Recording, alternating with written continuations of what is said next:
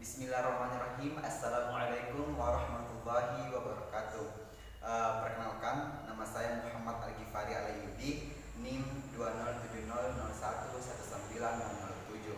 Nah, pada kesempatan kali ini saya akan menjelaskan materi mengenai cara menentukan volume benda pejal dengan menggunakan integral tentu. Nah, di dalam menentukan volume benda pejal dengan menggunakan integral tentu terdapat beberapa metode yang bisa kita gunakan. Nah, pada kesempatan kali ini saya akan menjelaskan salah satu dari beberapa metode tersebut. Nah, sebelum saya membahas mengenai metode yang digunakan untuk menentukan volume benda pejal dengan menggunakan integral tentu, terlebih dahulu saya akan membahas mengenai apa itu integral. Jadi, integral ini adalah salah satu cara yang digunakan untuk menentukan suatu luas di bawah suatu kurva fungsi fx. Akan tetapi, penerapan integral ini berkembang jauh lebih jauh di luar dari penerapannya yang digunakan untuk menentukan suatu luas. Nah, hampir setiap besaran yang dapat dianggap sebagai hasil pemenggalan atau pemotongan sesuatu menjadi potongan-potongan yang lebih kecil, menghampiri tiap bagian, melakukan penjumlahan dan pengambilan limit. Apabila potongan mengecil, metode iris, ampiri, dan integrasikan dapat digunakan untuk menentukan volume benda pejal. Nah, kemudian saya akan membahas mengenai apa itu volume. Jadi, volume ini dapat didefinisikan sebagai hasil kali dari luas alas dikali dengan tinggi. Nah, secara sistematis dapat kita tuliskan V sama dengan A besar dikali dengan A kecil. Di mana V ini adalah volume, A ini adalah luas alas, dan A kecil ini adalah tinggi. Nah, pada gambar ini bisa kita lihat di sini terdapat A sebagai luas alas, dan di sini terdapat H sebagai tinggi. Nah, begitupun pada gambar kedua ini, di sini terdapat A sebagai luas alas, dan di sini terdapat H sebagai tinggi. Jadi, inilah persamaan yang dapat kita gunakan untuk menentukan suatu volume. Nah, sebelumnya saya akan membahas mengenai metode lempengan yang merupakan metode yang digunakan untuk menentukan volume benda pejal dengan menggunakan integral tentu. Nah, pada gambar ini kita bisa perhatikan bahwa sebuah benda pejal yang penampaknya itu tegak lurus terhadap suatu garis tertentu yang luasnya telah diketahui. Nah, khususnya apabila garis ini adalah sumbu X, maka kita bisa asumsikan bahwa luas permukaan di X di sini itu adalah AX. Nah, di mana A ini lebih kecil daripada X dan X lebih kecil daripada B. Nah, kemudian kita buat partisi selang A dan B dengan menisibkan titik-titik A sama dengan lebih kecil daripada X0, lebih kecil daripada X1, lebih kecil daripada X2, dan seterusnya sampai Xn sama dengan B. Dan benda akan menjadi lempengan-lempengan tipis atau disebut dengan silabus. Nah, hal tersebut bisa kita perhatikan pada gambar ini. Nah, pada gambar ini kita bisa perhatikan bahwa sebuah benda pejal dengan partisi selang A dan B dengan mengisikan titik-titik A sama dengan X1, lebih kecil X0 lebih kecil daripada X1, lebih kecil daripada X2, dan seterusnya sama dengan B. Kemudian volume delta VI suatu lempengan itu kira-kira sama dengan volume benda tabung, yaitu delta VI ekuivalen dengan A dikali dengan X bar dikali dengan delta XI. Secara sistematisnya kita bisa tuliskan delta VI ekuivalen dengan A luas alas dikali dengan X bar I dikali dengan delta XI. Nah, yang perlu kita ingat bahwasanya X bar ini disebut dengan titik contoh, yakni sembarangan bilangan pada selang I dikurang 1 dan XI. Nah, kemudian volume benda pejal V seharusnya bisa diampiri dengan menggunakan persamaan Riemann, di mana persamaan Riemann yaitu V sama dengan sigma I sama dengan 1 sampai N A dikali AX dikali dengan delta XI X bar I. Nah, kemudian apabila norma partisi menghampiri nol, maka akan diperoleh integral tentu. Nah, integral tentu ini kita bisa definisikan sebagai volume satu benda, di mana persamaannya yaitu V sama dengan integral A B AX dx. Nah, jadi itulah yang sempat saya sampaikan mengenai cara menentukan volume benda benda dengan menggunakan integral tentu. Lebih dan kurangnya mohon dimaafkan. Wassalamualaikum warahmatullahi wabarakatuh. Bismillahirrahmanirrahim. Assalamualaikum warahmatullahi wabarakatuh. Alhamdulillah, segala puji bagi Allah, Tuhan semesta alam, yang telah menciptakan langit dan bumi beserta seisinya. Dan tak lupa kita bersalawat kepada junjungan kita Nabiullah Muhammad sallallahu alaihi wasallam. Allahumma shalli. Baiklah, saya Ashari Agus Munandar, NIM 20700119034, akan menjelaskan sedikit tentang benda putar dengan metode cakram dan metode cincin. Oke, kita ke yang pertama, yaitu metode cakram. Apabila sebuah daerah rata yang terletak seluruhnya pada suatu sisi daerah sebuah garis tetap dalam bidangnya diputar mengelilingi garis tersebut, daerah itu akan membentuk sebuah benda putar dan garis tetap tersebut dinamakan sumbu benda putar. Oke, kita ke gambar di samping. Bentuk cakram di samping dapat dianggap sebagai tabung dengan jari-jari R sama dengan Fx dan tinggi H sama dengan delta X, sehingga volumenya dapat diaproksimasi sebagai delta V sama dengan pi R kuadrat H, atau delta V sama dengan pi Fx kuadrat delta X. Nah, dengan cara jumlahkan, ambil limitnya dan nyatakan dalam integral, diperoleh V sama dengan sigma pi Fx kuadrat delta X. V sama dengan limit sigma pi Fx kuadrat delta X, dan dapat diperoleh dengan rumus V sama dengan pi limit V integral 0 hingga A Fx kuadrat dx. Oke, baik, kita lihat gambar di samping.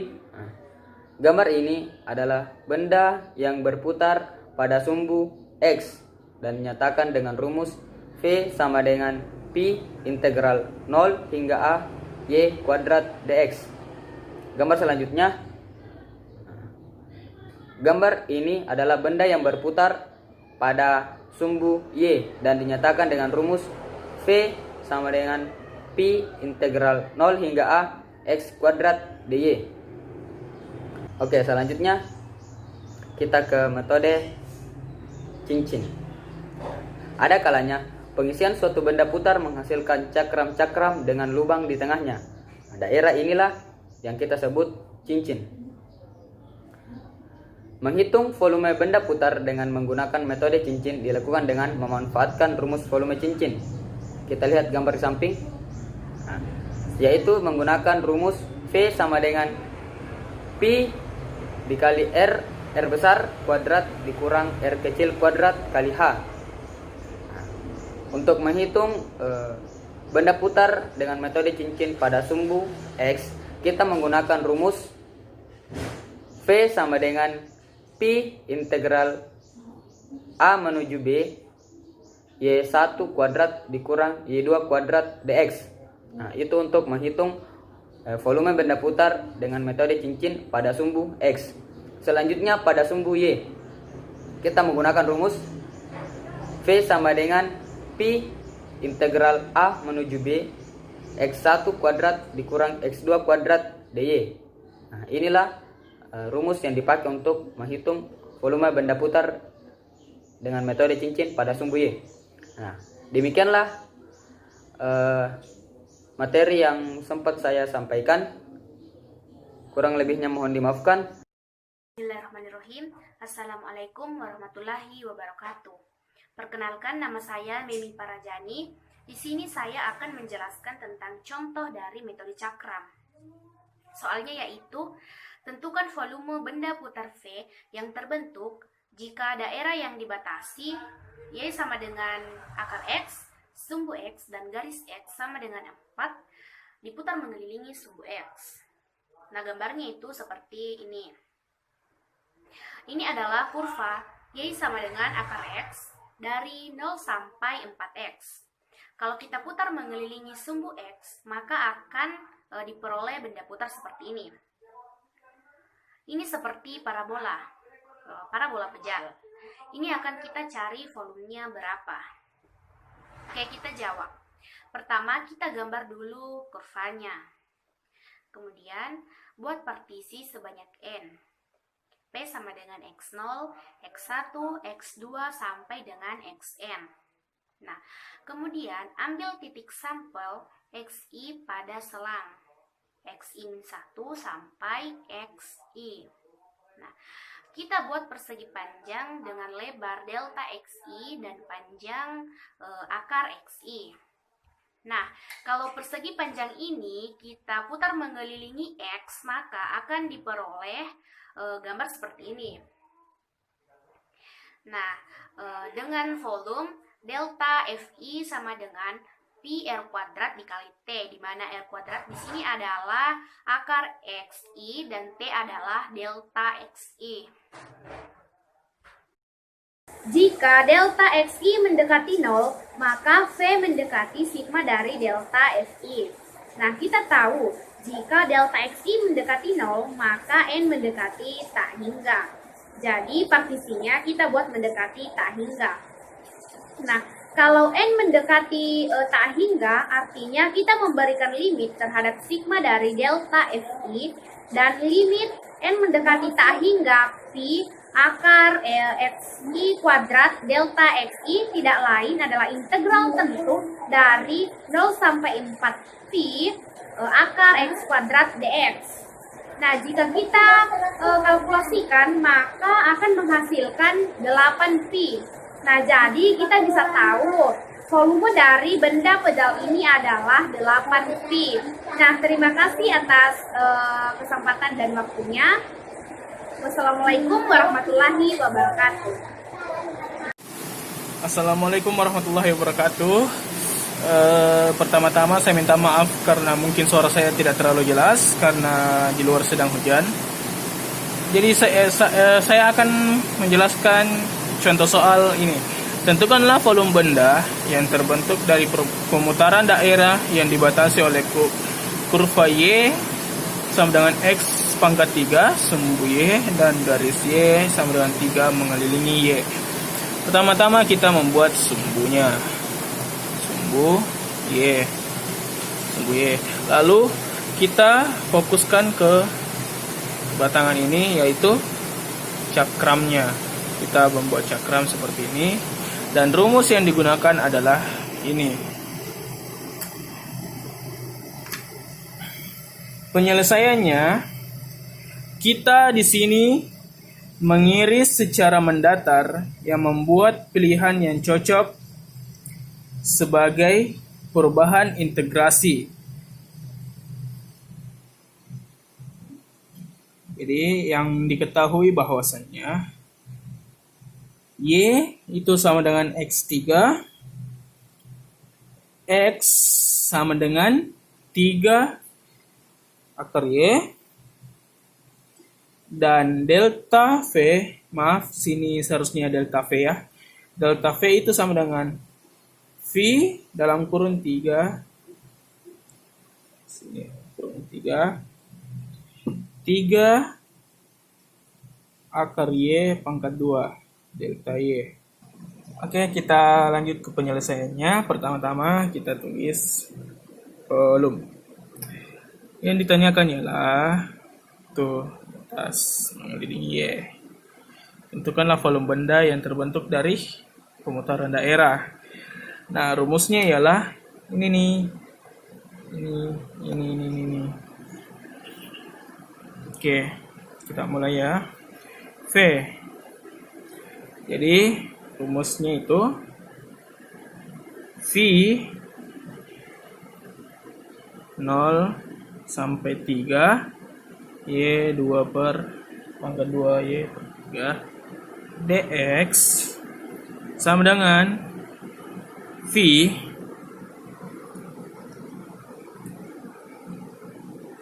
kurung 3 per 5 Y 5 pangkat 5 per 3 kurung 3 0 sama dengan V 9 kali 9 per 3 per 5 hasilnya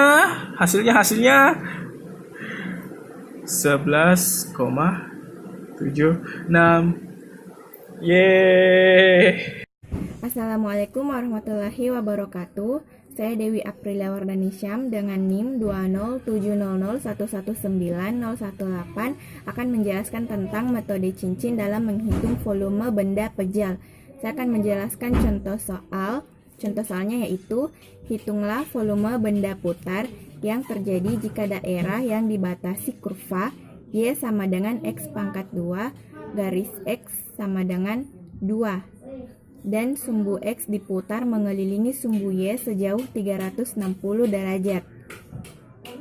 Adapun langkah-langkah penyelesaiannya, yang pertama itu kita harus menggambar dulu daerahnya. Yang kedua, buatlah sebuah partisi. Yang ketiga tentukan ukuran dan bentuk partisinya. Yang keempat, aproksimasi volume partisi yang diputar, jumlahkan, ambil limitnya, dan nyatakan dalam bentuk integral. Seperti ini gambarnya, gambar penyelesaian untuk menentukan partisi.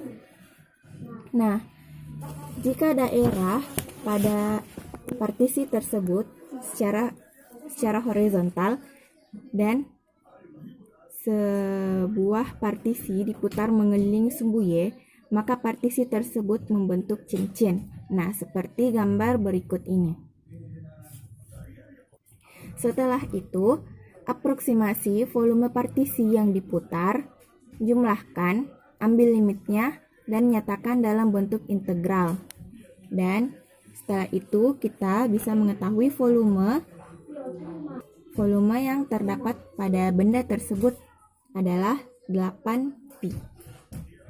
Baik, sekian dan terima kasih. Wassalamualaikum warahmatullahi wabarakatuh. Bismillahirrahmanirrahim. Assalamualaikum warahmatullahi wabarakatuh. Di sini saya akan menjelaskan tentang metode cincin.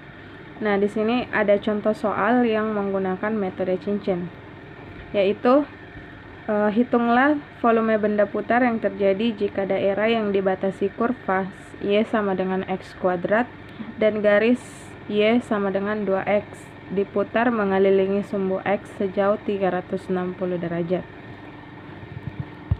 Adapun langkah penyelesaiannya yaitu, yang pertama adalah gambarlah daerahnya, yang kedua buat sebuah partisi, yang ketiga tentukan ukuran dan bentuk partisinya, yang keempat aproksimasi volume partisi yang diputar, jumlahkan, ambil limitnya, dan nyatakan dalam bentuk integral.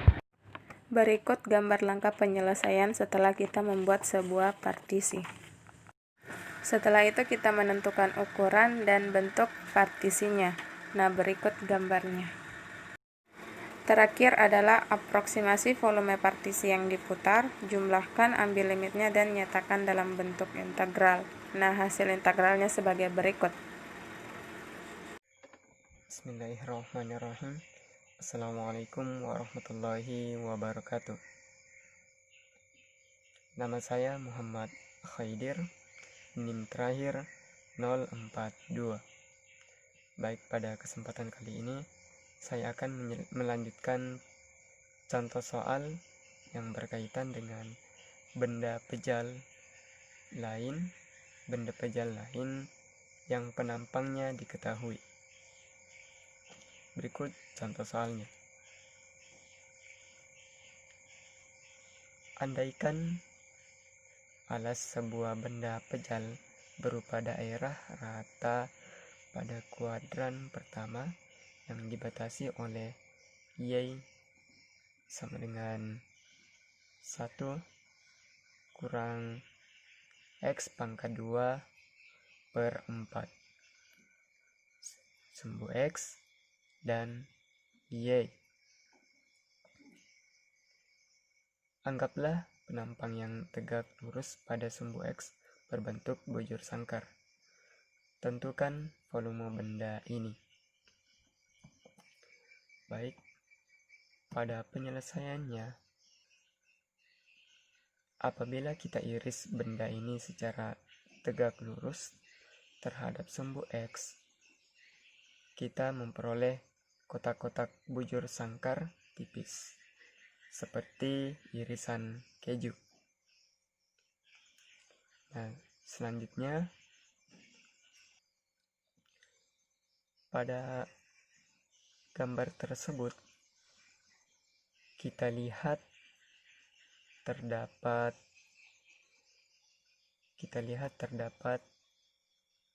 bentuk bujur sangkar. Bentuk bujur sangkarnya yang membatasi daerah pertama dengan daerah kedua. Dan pada gambar tersebut kita lihat terdapat batasan integralnya, yaitu dari 0 hingga 2. Maka untuk volumenya nanti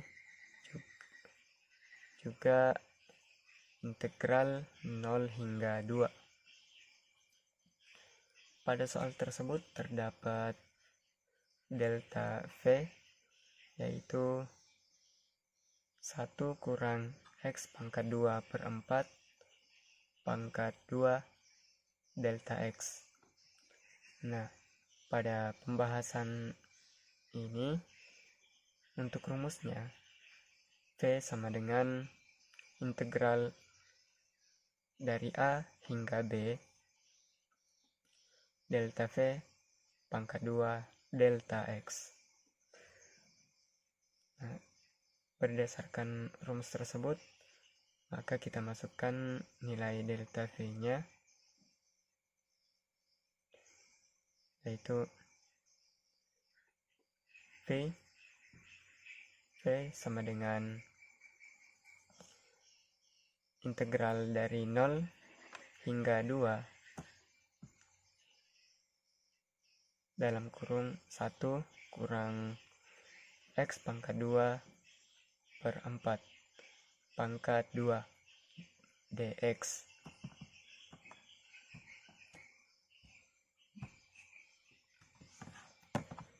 Nah, untuk menyelesaikan soal tersebut, pertama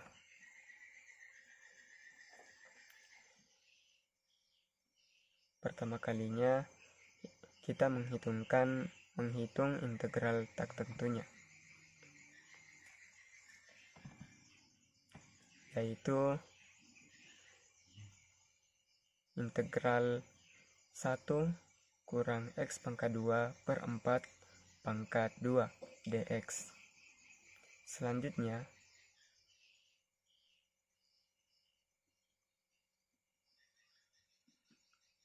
hasil dari integral tak tentu tersebut nantinya X kurang X pangkat 3 per 6 tambah X pangkat 5 per 80. Untuk mendapatkan hasil tersebut, maka yang pertama kita menggunakan persamaan A kurang B pangkat 2 sama dengan, apabila diuraikan, maka A pangkat 2 kurang 2 kali A kali B tambah B pangkat 2. Lalu kita jabarkan pernyataannya. Maka terdapatlah hasilnya integral 1 kurang 2x pangkat 2 per 4 tambah x pangkat 2 per 16 dx. Kita sederhanakan pecahan dengan faktor 2. Kita coret 4 di bagian bawah tersebut yang blok merah, dan 2 di bagian atas atau pembilangnya. Maka hasilnya X pangkat 2 per 2. Dan selanjutnya kita menggunakan sifat integral fx tambah kurang gx dx sama dengan integral fx dx plus minus integral gx dx. Maksudnya setiap bagiannya diintegralkan seperti pada gambar tersebut. Nah, selanjutnya gunakan sifat integral 1 dx sama dengan x. Seperti gambar tersebut yang berada pada blok merah.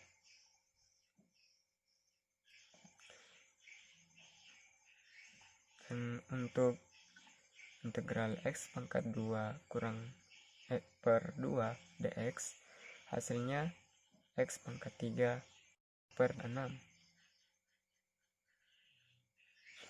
Dan selanjutnya hasil yang pada bagian ketiga tersebut yaitu x pangkat 5 per 80. Maka kita dapatkanlah hasil dari integral tak tentunya. Dan selanjutnya untuk menghitung integral tertentunya, kita kembali pada limit dari integral, dimana tadi dari 0 hingga 2.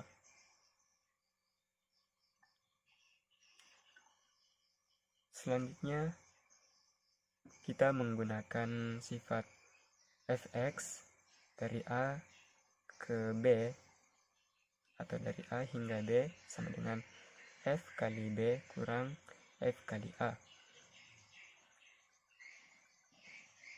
Adapun pada gambar tersebut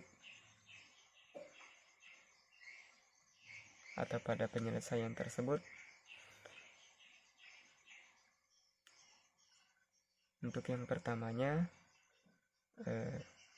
setiap x diganti dengan 2, dan untuk bagian yang kedua yaitu pada dalam kurung setiap x-nya dibagi dengan 0, di mana 0 tersebut sebagai a tadi pada sifatnya, dan pada bagian kedua yaitu di luar kurung tadi atau di sebelah kiri di mana x diganti dengan 2 tersebut yaitu misalkan b. Dan selanjutnya kita sederhanakan bentuk tersebut, mana 2 pangkat 3 yaitu 8, dan 2 pangkat 5 32. 0 pangkat 3 tetap 0, dan 0 pangkat 5 tetap 0. 0 dibagi bilangan apapun yang bukan 0 sama dengan 0.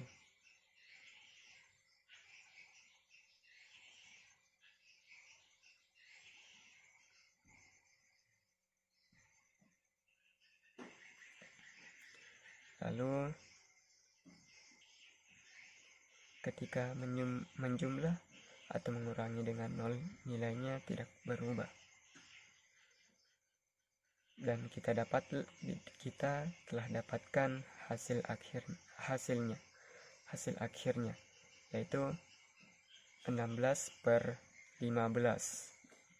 atau bisa juga kita bentuk alternatifnya yaitu 1,07. Itulah contoh soal yang sempat saya sampaikan. Dan sekian dari saya. Apabila ada kesalahan mohon dimaafkan. Wassalamualaikum warahmatullahi wabarakatuh.